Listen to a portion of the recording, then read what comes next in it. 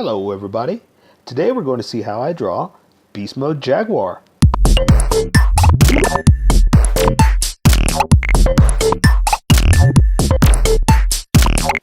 Okay, I'm going to start out with a quick sketch just to try to come up with a cool pose.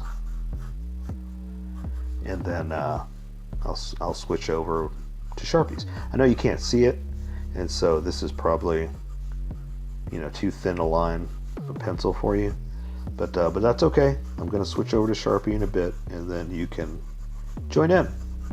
For now, I'm trying to think of a cool,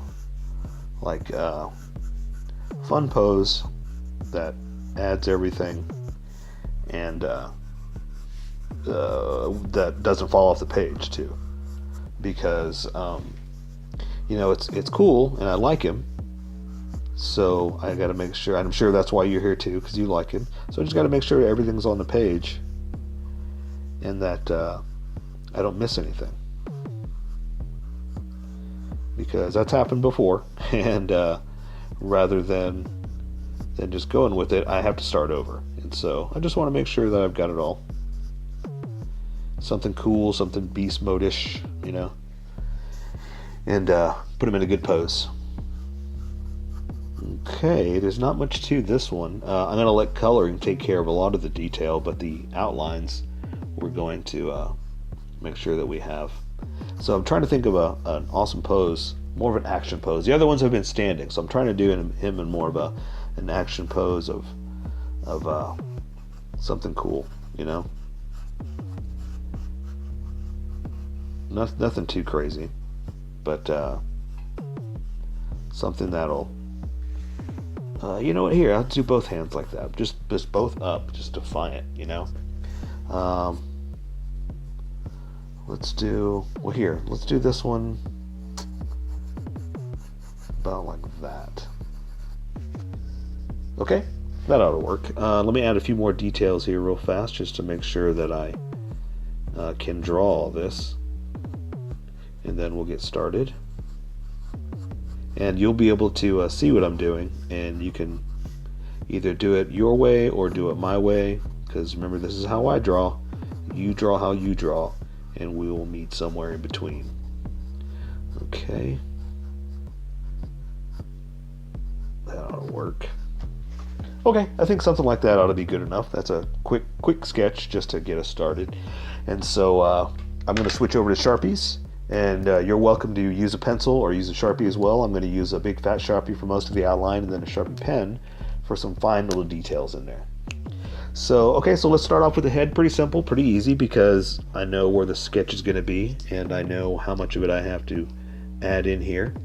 So I'm just going to draw his chin, so to speak, like that, then come up here for the top of his head, come back down and connect it there. And he's got those ears that are on the back, so we'll do something like that. And they all have antenna, but I'm not going to worry about that. That's something we can do with the coloring. So I'm going to connect his neck with a couple of bumps like that, come down, go across, up, a couple of bumps like that again.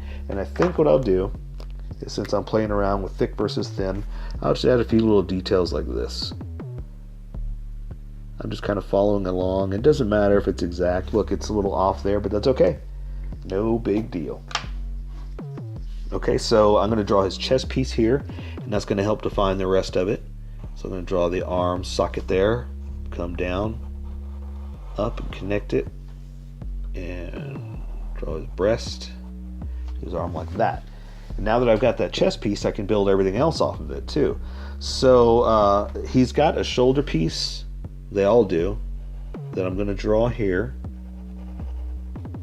do something like that.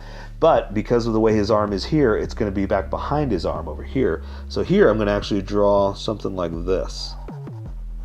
And see, we got away with it. Now we don't have to worry about what's in front, what's in back. We just kind of did what we wanted to do, So let's go ahead and continue out to his arm like that. And then I'm going to draw his, what I've been calling floaties.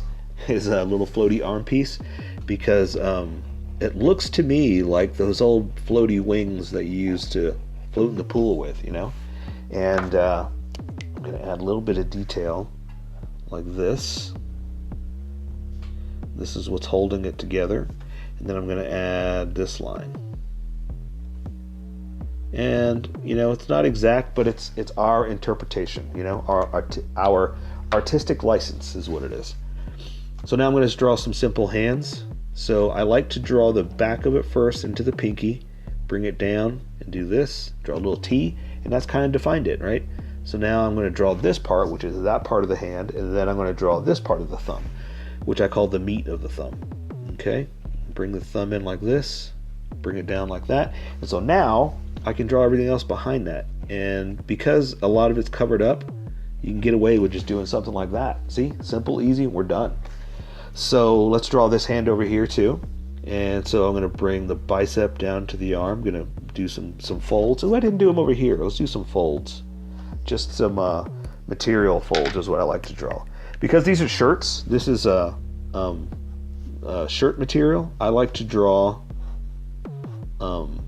little lines like this, just to add, because it's that thick versus thin, and it looks pretty good. You know, that you can add sleeve material, you know, bent over like that, and it's just a fun thing to do. So let's go ahead and do the same thing over here. Bring the bicep down to the arm, coming up, and I'm going to cut it off like that because that's where the floaty arm piece is. So I'm going to bring it up to the wrist, the floaties, and then bring this in, and let's draw this first. Then I'm going to draw the little connecting pieces like that. Okay, pretty simple. So same thing, we're going to do the hand over here. I'm going to do just like I did over there. I'm going to draw the pinky like that, and then draw the meat of the hand, then the meat of the thumb, and the thumb's coming across like that. And now we can draw the fingers. Okay, pretty good. So let's draw the rest of them. So I'm going to have his waist going down. I'm going to crunch it over a bit like that because I've got him like hunched over, you know. Draw some folds like I was talking about, you know, just something like that. Nothing specific. It's our artistic interpretation. Remember, we can do whatever we want. Material folds like that. And I'm just throwing them out there, you know, just making it look like it's something. So now you can look at it and go, okay, that's a fold. No one's ever going to say, why is that there? You know, you do what you want. This is yours. You know, I draw how I draw, you draw how you draw, and we'll meet somewhere in between. So here we're going to draw his little raised indention for the metal skirt piece he's got. And what I like doing on that too is adding just a little bit of like this, because it's got a raised indention from the rest of it, so it just kind of stands out, makes it our own, makes it look unique. I mean, the designers went a long way to make it look like this, so I just kind of honor their look with remembering and accenting certain pieces, you know. So they've got pouches that I'm going to draw like this, and then I can draw the other piece over here on the side. And this one, his leg is in the way, so I'm going to go ahead and draw the leg down to that like that. And the reason I do that is because I keep forgetting to draw the other one like this, that's behind the leg.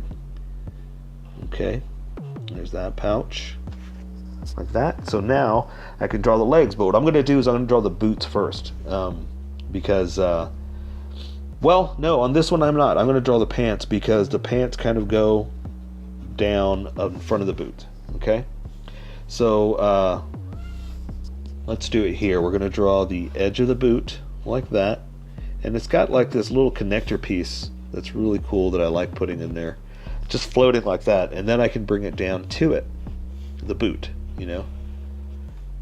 Okay, and it's going to go over like that. Same thing here.